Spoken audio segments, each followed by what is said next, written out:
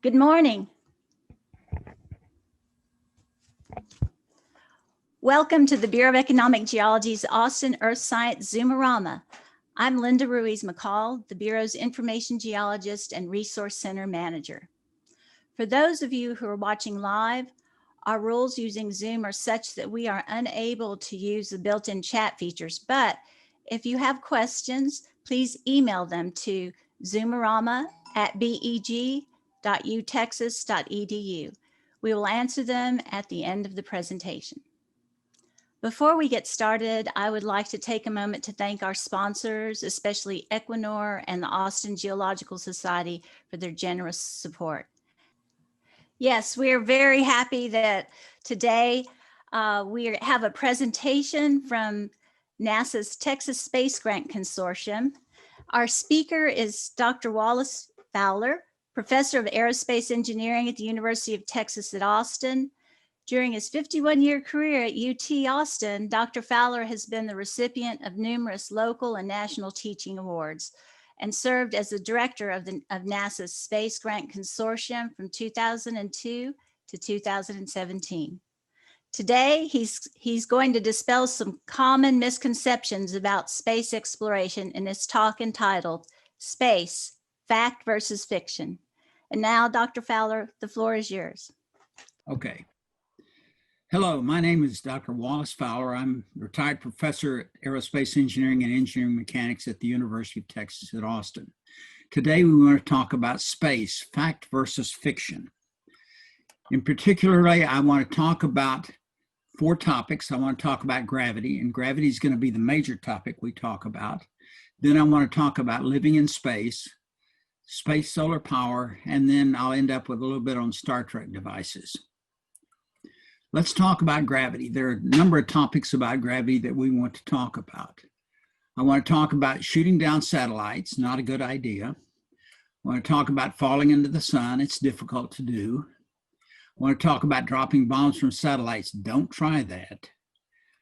I talk about weightlessness, zero gravity, and free fall. 2 of those terms are wrong. 1 is correct.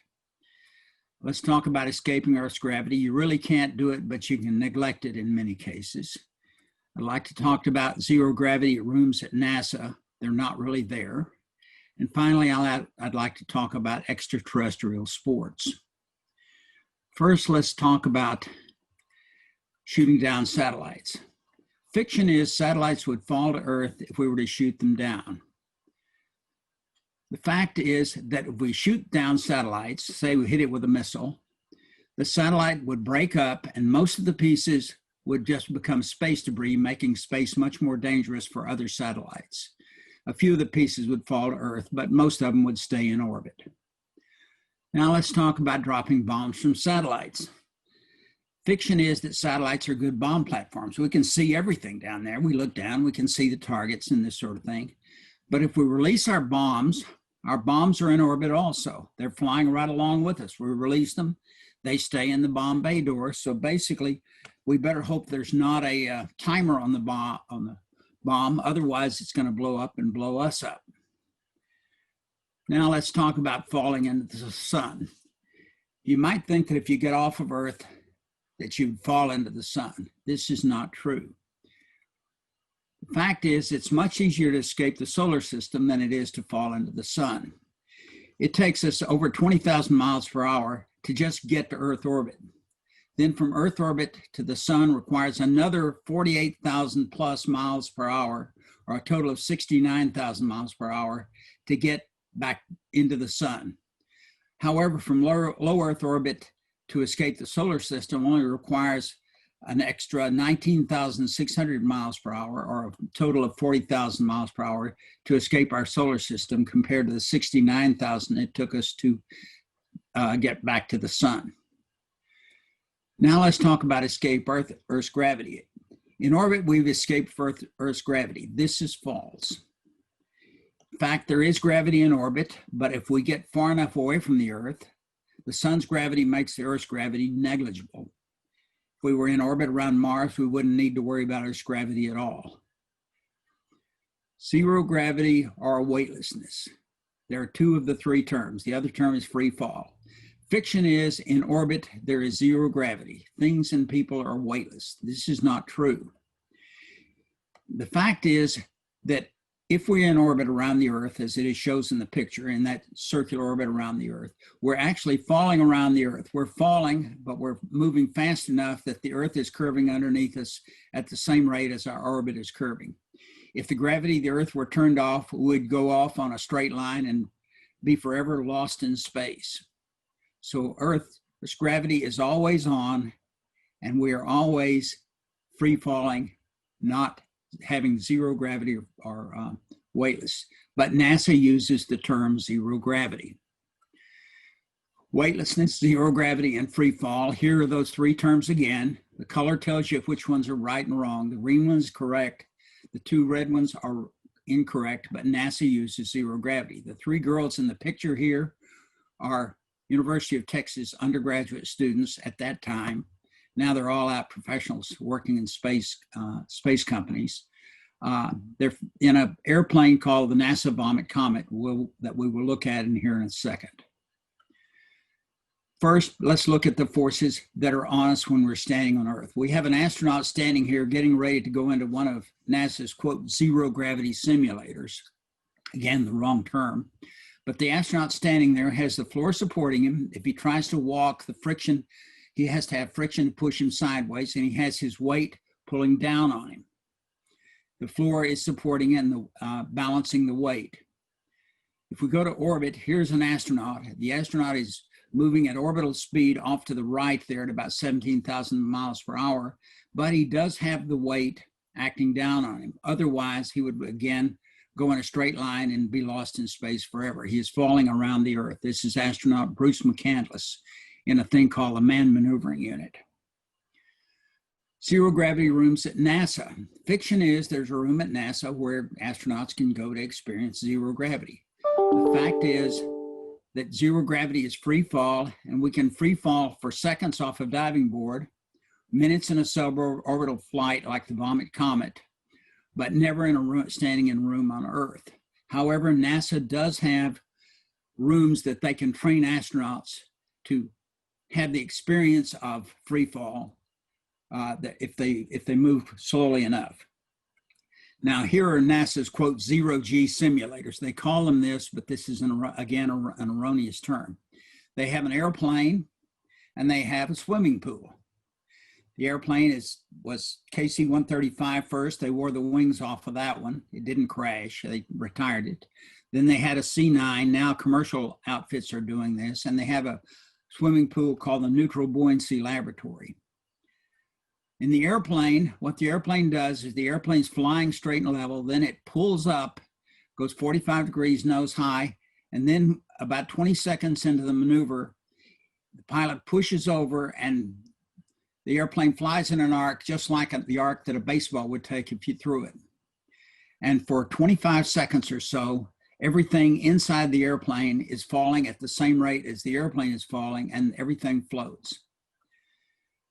The other facility is the Neutral Buoyancy Facility, which is a large swimming pool at Johnson Space Center in Houston, Texas. These are some photographs that were taken at the NBL, or the Neutral Buoyancy Laboratory. On the left picture, this is the astronauts moving around in pseudo spacesuits in an area that is supposed to represent the cargo bay of the space shuttle.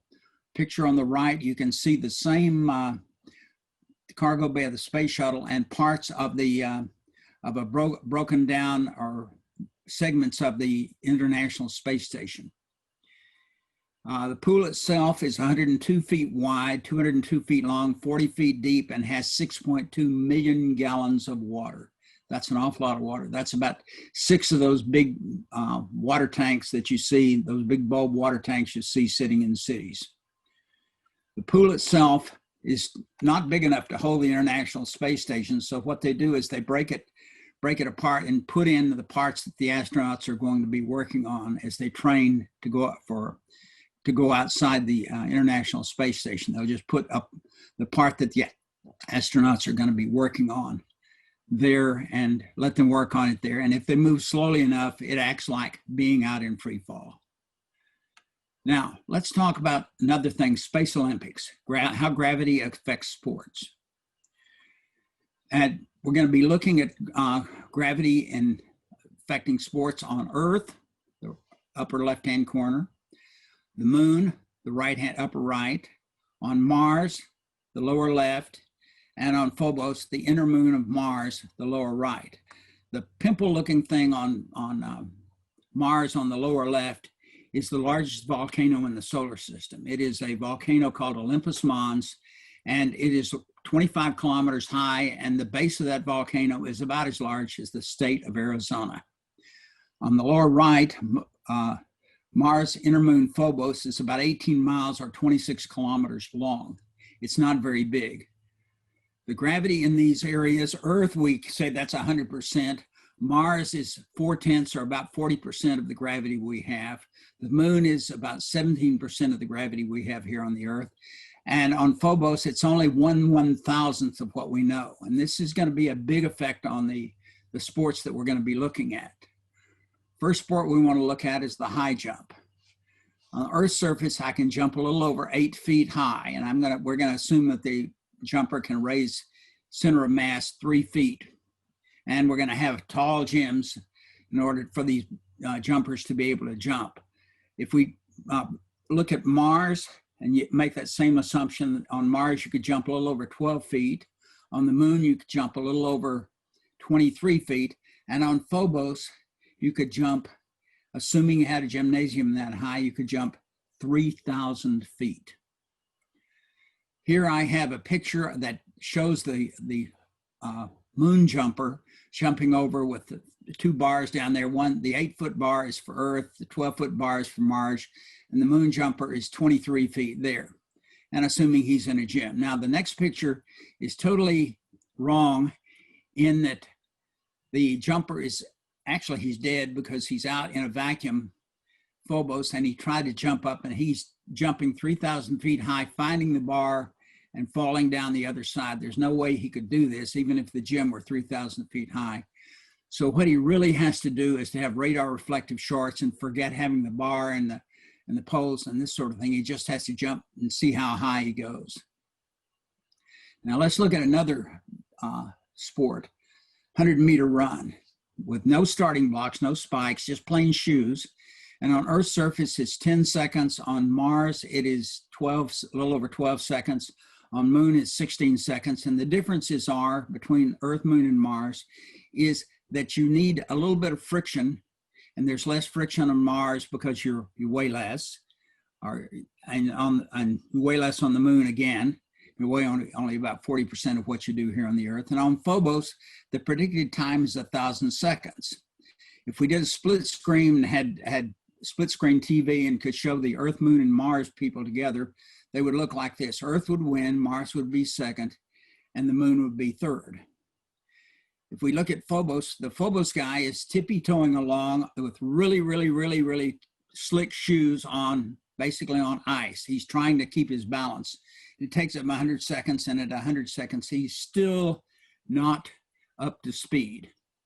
Now, let's go back and do this same race with starting blocks. This is where you put your feet against starting blocks that allow you to push off.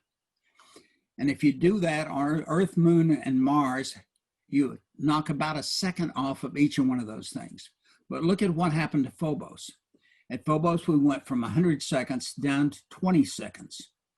Now, how did that happen? Well, on Phobos, if we can jump vertically 3,000 feet, we can dive horizontally 100 meters or a little over 300 feet. So he never touches the ground. He just pushes off and flies for 100 meters. And most likely he's going to go over the ending tape rather than hitting the ending tape.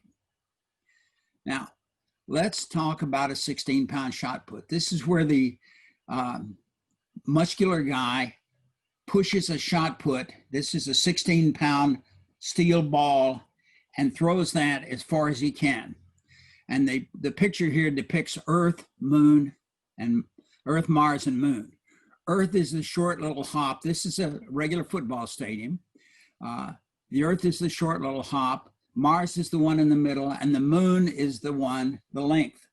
The lengths are basically 75, a little over 75 feet for Earth, 199 feet for Mars, and 388 feet for the moon. However, on Phobos, it's a very different. Now, again, the guy that is out there on the surface and this sort of thing, and he's probably dead because he's in a vacuum, and he's had to wait a couple of hours for this thing to come around, but he threw this thing, theoretically, he could throw this thing and wait 2 hours, and it would come back and hit him in the head. But of course, Phobos itself is turning and this sort of thing. This is just a picture.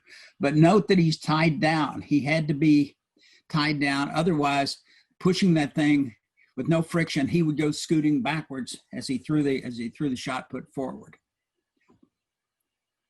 Now, let's talk about living in space. Space is a hostile environment. Unexpected motions happen. Pressure is really weird, or lack of pressure is really weird. And let's talk about sounds in space. You're in a vacuum. There supposedly no sounds, but this isn't quite true. Fiction is earthbound intuition about how you move in space applies when you're in orbit. Fact is that things get really weird.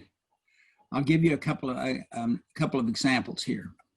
First one is this. In Gemini 9, astronaut Gene Cernan was standing in this cockpit in the lower part of the cockpit there on that, there's 2 seats there. And he was standing in where that dirty spot is. And he had a camera in his hands, and every time he would raise the camera, he would begin to float out of the cockpit. He was standing there in that seat to take some pictures of the stars. And the other guy sitting in the other seat would have to reach over, his astronaut Tom Stafford would have to reach over and pull him back down.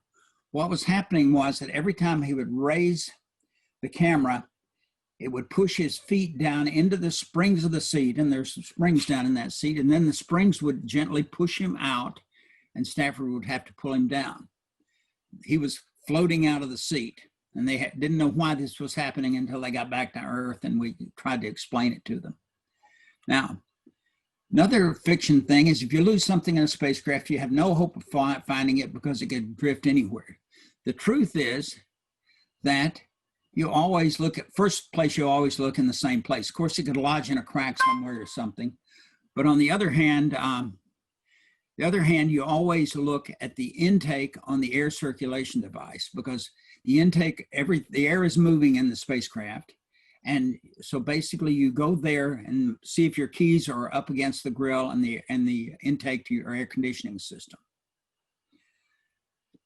Now let's talk a little bit about fires in orbit. Fires burn well in orbit. That's fiction. They actually do not. What happens, the hot air doesn't rise. It doesn't know where up is. Combustion gases extinguish the fire, and the fire goes out. However, that creates a big problem for you, because if you're sleeping in an unventilated area, you're breathing out carbon dioxide. There's not an air circulation. The warm air doesn't rise, and you create a carbon dioxide bubble around your head, and you could die from lack of oxygen. Now, let's see back here. Okay, fiction is if the pressure suit fails, the astronaut explodes. This has been done in several science fiction movies and this sort of thing, and they've used an awful lot of ketchup at the movie sets in order to show blood exploded all over an airlock. Fact is that you get bends, but you do not get the loss of pressure. You do not get the bulging eyes and this sort of thing. Your skin is too strong. You do die. Air leaves your lungs, you suffocate, but you don't explode. Now, sounds in space. Sound comes from molecular collisions. Collisions form pressure waves. Waves of molecules strike our eardrums. That can't happen in space, and we detect it with our ears. The first 2 parts, sound coming from molecular collisions and collisions form pressure waves, actually does happen. Fiction is there's no sound in space. Fact is that space is not empty.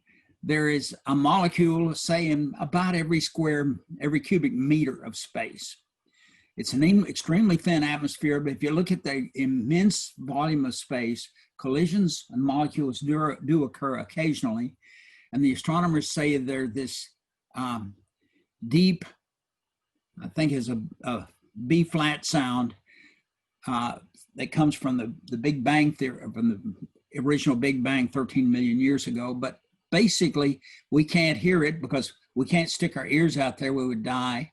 There's not enough molecules hitting our ears to activate our eardrums or this sort of thing. But basically, there is supposedly a very low B flat sound out there. The astronomers tell us this is true.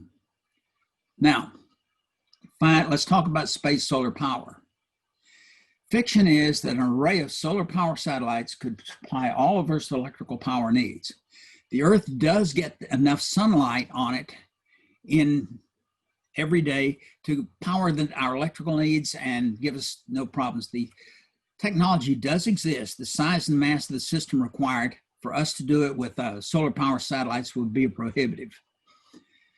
Earth's power needs, in the US, we use about 6 kilowatts continuous per person. In Europe, it's 3 because Europe was greatly destroyed and the infrastructure was rebuilt after World War II. Projected Earth population in 2050 is 8 to 10 billion.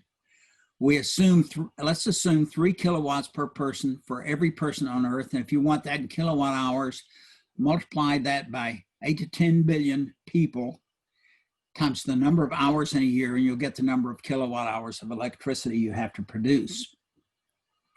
Now, the way you would do this, if you tried to do it, is with large solar arrays. In the left-hand picture, each of those disks is 1 kilometer across. And on the right, I don't know what size that is, but it's being powered down to a reception station on the Earth.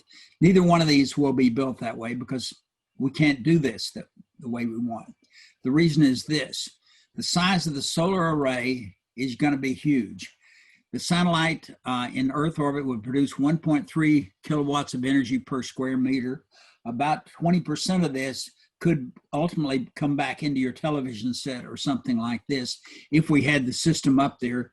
But the size of the required solar array to do this for all the people on Earth would be roughly the same size as the state of Arkansas, which is about 300 by 250 miles. And that is huge. And to put that up into orbit would require 1 SpaceX Falcon Heavy launch per day, every day, for over 1,000 years with no system failures. This is not the answer. Now let's talk a little bit about Star Trek devices. Captain's log, stardate 1709.2. Okay. Fiction is that by year 2500, we will regularly travel faster than light at warp speeds. Scotty, I need warp speed in 3 minutes or we're all dead. Captain, we're losing power in the warp engines. Fact is that we don't have any known source of the energy needed to do this, unless Einstein is wrong with the theory of relativity, and flight times to the stars would still be too long from what they had in Star Trek. They were traveling about 100 times the speed of light, and that's still too long. It would take us a long, long time to get to one of the nearby stars. Fiction is medical tricorder. Let's talk about a medical tricorder. Fiction is it detects all the anomalies without intruding into the body.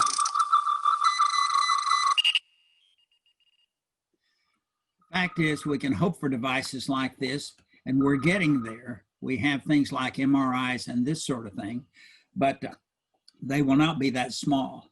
Now, the next thing that's on Star Trek was the transporter. Scotty, beam me up. The transporter would be a really, really, really neat thing to happen, but the problem is with the transporter is that there's not enough computer memory to exist on the face of the Earth currently to record the state of every molecule in a human's body, in one person's body. If we could do this, though, let's suppose you had a tumor, you could actually beam the tumor out of your body and beam something in to replace it so there wouldn't, your body wouldn't collapse there. It would be revolutionary for surgery. And that's it.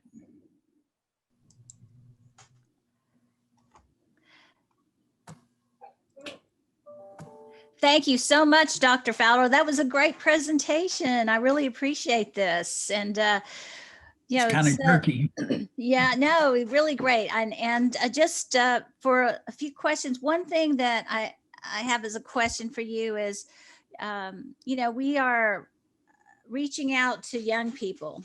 They're looking forward to their careers, and I'm just curious about how you got interested in space in your own long and distinguished career. What first interested you about space? Well, I came to the University of Texas. I've been a Longhorn for a long time. Came to the University of Texas in fall of 1957 as a sophomore. I'd spent my freshman year at Rice. And as a sophomore, I was a math major at the time, and I was taking, of all things, I was taking standard math courses, but I was also taking Russian. And something weird happened in the fall of 1957. A thing called Sputnik happened. The first Earth satellite happened, and I was hooked. I stayed a math major for a while, and then I moved over to engineering, and then I moved into teaching engineering, and I taught engineering for 50 years at UT. Oh, that's a great story and such an important time in history. Here's another question for you. Have you ever ridden on the Vomit rocket? No, I have not had a chance to do that. However, I did get a ride in a T-38 out at Edwards Air Force Base. I was strapped in, unfortunately. My camera got to float in front of me. We did do the pitch over and did do that flight profile, but I wasn't floating. My camera was floating in front of me, and I grabbed it before we pulled up. But I was fortunate enough to fly with an experiment on the Vomit comet. Oh, Margaret. All right, great. But did you vomit? I did not. I was the only one on my team that didn't, for whatever reason. Wow. Yeah, it's great. Well, we'll continue for the audience. Our chat, because of the rules of this meeting, we're not able to use chat, but if you have a question, please email it to zoomerama@beg.utexas.edu. Thank you so much, Dr. Fowler. I appreciate it. And now I'd like to introduce a couple of other people on the NASA Texas Space Grant Consortium team. Margaret Baggio, who is the program manager for education outreach and a longtime collaborator with our Austin Earth Science Consortium. Margaret has been with this outreach program in particular for over 20 years. This is our 21st year, Margaret, and I know you and my predecessor, Sigrid, worked together in establishing it. So here we are in a virtual version. Thank you. And also newer to the team and still wonderful to have you is Selena Miller. She's the Senior Outreach Program Coordinator for the program. We welcome you both. And now I'm real excited that you're going to show us a very cool hands-on activity that the students can do with their classroom or even with materials that are easy to find at home. So I'll go ahead and turn it over to both of you. Thank you. Great, thank you. So if you have signed up your class to receive the foam rocket kits, we're going to show you a brief video on how to put that together. And then I'm going to show you at the end the changes that we made that you will receive in the kit for your students to conduct this activity in the classroom. Many of the materials for this activity can be found in your local hardware store. Here's what you'll need for each rocket: a 30cm length of 1/2-inch diameter foam insulation pipe, a wide rubber band, a 10cm square of cardboard from a cereal box, a roll of duct tape, a meter stick, a tape measure and scissors. If you want to try and measure the flight angle of your rocket, you'll also need to gather these items: a printout of the launcher quadrant from the activity sheet, a thumbtack or piece of blue tack, a short piece of string and a small weight. Follow these steps to make your rocket. Use the scissors to cut a 30 centimeter length of foam.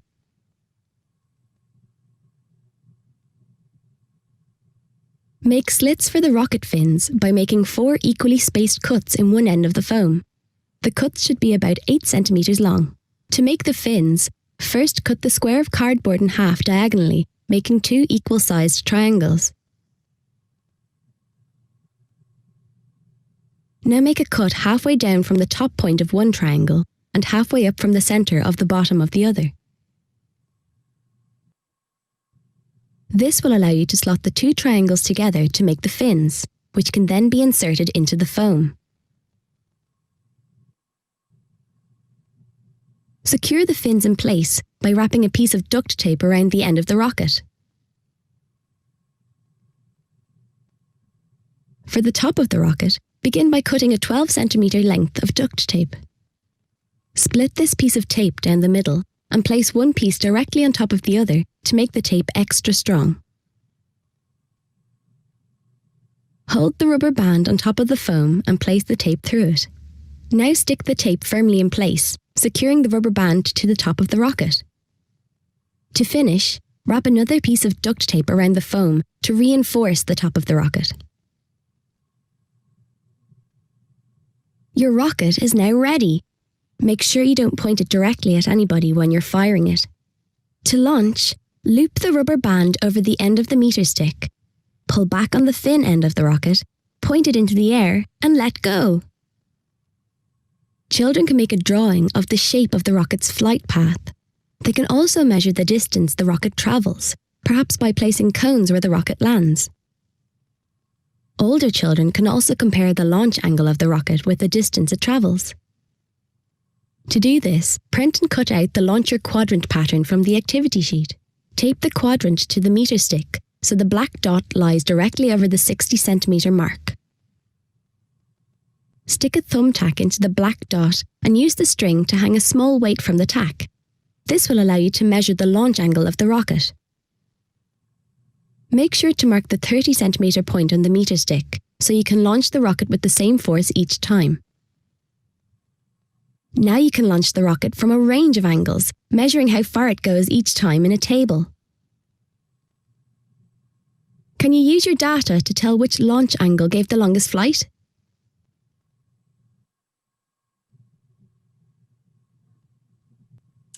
So each of you are going to receive kits that are individually packed for your students that include all the materials that they will need to build their rocket, except for a ruler, a little bit of Scotch tape, and scissors. Once you receive that, the thing that we're doing that's a little bit different is we're concerned about students that hold the foam and cut it when it's not secure. So we would like for you to take one of your index cards, place it on a flat surface. You can see it's about 12 centimeters. We'll take that in place and we'll use that as our marker to cut the slits at the end. And so then we can lay that foam piece next to that card, and you're going to cut up the foam to the end of the card. The other item that we're doing a little bit different, so it's not quite so sticky, is you're going to receive a rectangle piece of duct tape, and you're going to fold that in thirds. And then you'll fold over the other side so that you have a strip that isn't so sticky. You'll use 2 of your index cards. I'll let your students tell you what design this is going to make as they cut. And then once the 2 pieces are cut, we're going to flip that over, and then you're going to cut halfway up both of those index cards. Those will then fit together to make your fins. So at the end, this is what your rocket will look like. All of the duct tape pieces have been cut and are in your kit. And remember, this is not a toy. We want you to experiment with force and motion. So you want to use the same distance that you're pulling the rubber band back. And then we want you to actually do a test and average the angle of the launch, 0, 15, 45, and 60. and then determine which of those angles of launch made your rocket go the farthest. So I hope you enjoy your activity. Thank you, Margaret. That is fantastic. I think they're going to really enjoy that. And one of the nice things about it is those materials are easy to obtain at like your home improvement stores for some of the foam and pieces. That's great. Thank you. Well, let's see if we have any other questions at this moment. I know there's opportunity for those of you that are watching on YouTube. After we finish the live, it'll be posted on YouTube. If you have a question that we didn't answer, leave a comment down below and we'll do our best to get an answer to you. And for now, I think thank you very much to everyone. This concludes this presentation. Also on YouTube, check the description on the video links and visit our ZOOMERAMA webpage on our website. And don't miss our next talk. It's See the World, Save the World, Be a Geologist with John Barry, live this afternoon at 2 p.m. Central Standard Time. And soon after that, we'll have all of these posted on YouTube. Thank you all, and thanks for watching.